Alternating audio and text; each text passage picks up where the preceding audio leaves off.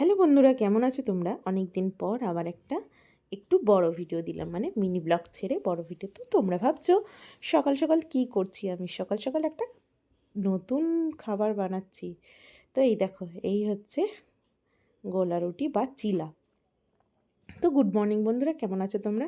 আশা করি ভালো আছো, সুস্থ আছো। আমি ভালো আছি, সুস্থ আছি। চিলা বানিয়ে নিয়ে তো 1 কাপ দুধ চা করে নিয়ে এই চিলাটা আস্তে আস্তে খেয়ে নিলাম। চিলা খেতে আমার হেভি ভালো লাগে। তারপর চলে এলাম রান্না করার এখানে রান্না করার জন্য বাজার চলে এসেছে। তারপর ভালো করে মাছ ধুয়ে নিলাম। এই হচ্ছে লাইন টিকা মাছ। অনেক দিন পর আবার লাইন টিকা মাছ এলো। তো কি করা যাবে, ছেলে ভালোবাসে বলে কথা। তো এখানে এই মাছে একটু ভালো করেই ধুতে হয়, দেরিও লাগে মাছ ধুতে, কারণ একটু বেশি আর কি রক্ত ফক্ত লেগে থাকে, তো সেই জন্য। তো এখানে ভালো করে পালং শাক গুলো কেটে কুটে নিয়ে গুছিয়ে নিলাম। আর এখানে তারপর ধুয়ে ফুয়ে নিলাম, কারণ পালং শাকে অনেক পালি কিচকিচ করে। আর তোমরা কে কে কচু দিয়ে পালং শাক খেতে ভালোবাসো আমাকে একটু কমেন্ট করে জানিও। তো বন্ধুরা, এতদূর যারা ভিডিওটা দেখলে তারা একটা ছোট্ট করে লাইক করে দাও। আর যারা নতুন আছো একটু ফলো করে দাও আমার চ্যানেলে। আর তারপর ভিডিও দেখতে থাকো আর শেয়ার করতে থাকো। তো চলো, এবার পালং শাক তো রান্না হচ্ছে ওদিকে। এদিকে আমি মাছের জন্য আলতো কচু আলু দিয়ে পেঁয়াজ দিয়ে ধুয়ে ফেলছি ভালো করে। ধুয়ে নিয়ে এদিকে মাছের মধ্যে নুন হলুদ মাখিয়ে নিচ্ছি।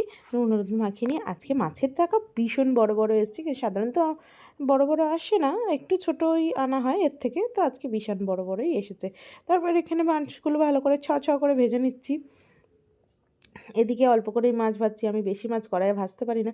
ওদিকে মাছ ভাজা বসিয়ে দিয়ে আর চচ্চড়ি তো হচ্ছেই, এদিকে আমি বাকি কাজকর্মগুলো একটু গুছিয়ে নিচ্ছি। তারপরে এখানে এসে দেখি চচ্চড়ি হয়ে গেছে। তা তো এর জন্য চচ্চড়িটা ঢেলে রাখছি। আর ক্যামেরাটা এতটাই, মানে আমার ট্রাইপডটা খারাপ হয়ে গেছে, যার জন্য ক্যামেরাটা ঠিকমতো বসাতে পারছি না। তারপর চচ্চড়ি নামিয়ে দিয়ে ওই জন্য নিজের মুখও দেখা যাচ্ছে না। আর চচ্চড়িটা নামিয়ে দিয়ে দিকে আলু ঝোল কষে নিয়ে এখানে মাছের ঝোলও রেডি হয়ে গেছে। এদিকে আমার ছেলে চিল্লাচ্ছে, খেতে দিতে হবে, তো সেই জন্য। আর আগের দিনে যে তরকারিটা আছে সেটাও গরম করব, মাংসের তরকারি, যেটা তোমরা দেখালাম শর্ট ভিডিওতে সানডে একটা চুমিনি ব্লগ। তো এই যে এখানে ফাইনাল রান্নার লুক। চাটনিটা আগের দিনই ছিল। এই যে মাংসটা গরম করে নিয়েছি এখানে। আর চাটনি তো আগের দিনে তোমাদেরকে আগেই বললাম, আমি চাটনি একটু বেশি করেই করে রেখে দিই, টমেটো তেঁতুল আর কিছুই দিই না, ঘরোয়া চাটনি তো তাই। এখানে এই যে মাছের ঝোল পাতলা করে কচু দিয়ে আলু দিয়ে মাছের ঝোল হয়ে গেছে। আর হয়ে গেছে পালং শাক, আর ভেজেছি হচ্ছে উচ্ছে। তো চলো দেখা হচ্ছে একটা নেক্সট ভিডিও।